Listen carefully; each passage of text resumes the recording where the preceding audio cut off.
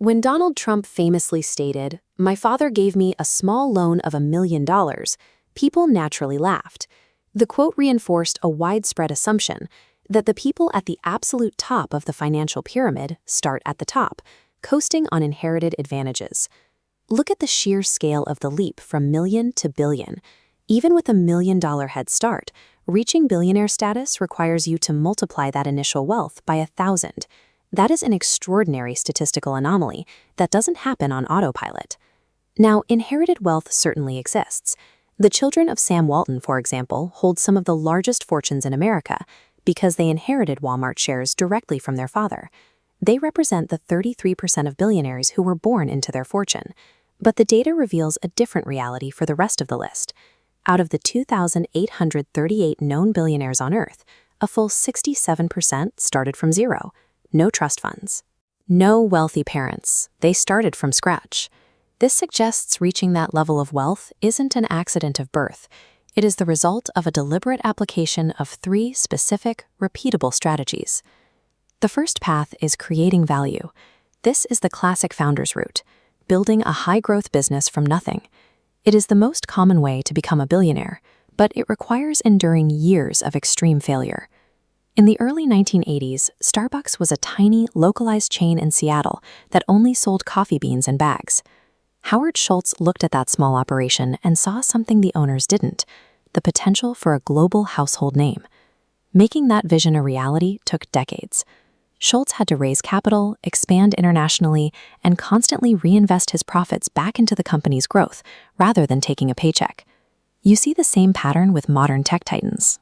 They build fortunes by pushing the boundaries of unproven industries, like autonomous driving or space travel, long before those markets are mainstream.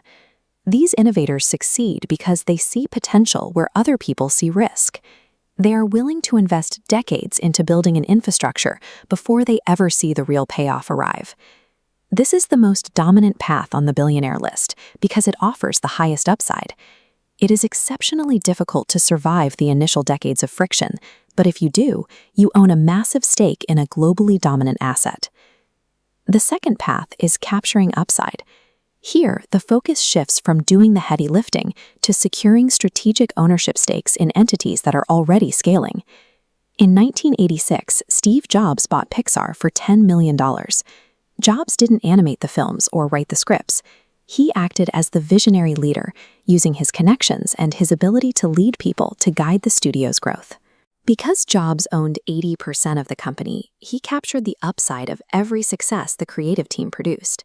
When Disney eventually acquired Pixar, that initial $10 million investment resulted in a payout of nearly $4 billion. Today, megastars use this exact same mechanism. They realize their physical talent generates money for others, so they use their influence to launch businesses that scale far beyond their own limited time. Michael Jordan's real wealth didn't come from his NBA salary, it came from his partnership with Nike. The Air Jordan brand sells billions of dollars in products every year. Rihanna followed the same blueprint, using her global recognition to launch Fenty Beauty. She moved from being a highly paid performer to the owner of a massive fashion and beauty brand. Fame or a high salary can make you rich, but leveraging that position to own a piece of a scaling enterprise creates a billionaire. The third path is compounding capital. It is the slowest and quietest mechanism, relying entirely on extreme patience and the mathematical reality of time. Warren Buffett started with roughly $100,000 in savings back in the 1950s. His strategy was to buy undervalued companies, hold them for decades, and let the power of compounding interest do its work. In practice, investing $1,000 in Berkshire stock in 1965 would be worth over $30 million today. That's the exponential power of compounding. Once a fortune reaches this scale, billionaires adopt extreme diversification strategies to keep it growing on autopilot. Kenneth Bryan Dart, for example, spreads his wealth across real estate, sovereign debt, and neuroscience research to ensure that no single market downturn can wipe him out. This strategy serves a dual purpose. It fuels the exponential growth that pushes a fortune into the billions, while simultaneously forming the safety net that protects the entire empire. You don't have to choose just one of these paths. In fact, most self-made billionaires blend them throughout their lives. A founder might use the first gear to create value and build their initial wealth, but they immediately deploy the third gear, investing and compounding, to sustain and protect what they've created. Reaching this level of wealth is not an accident of birth or a stroke of luck.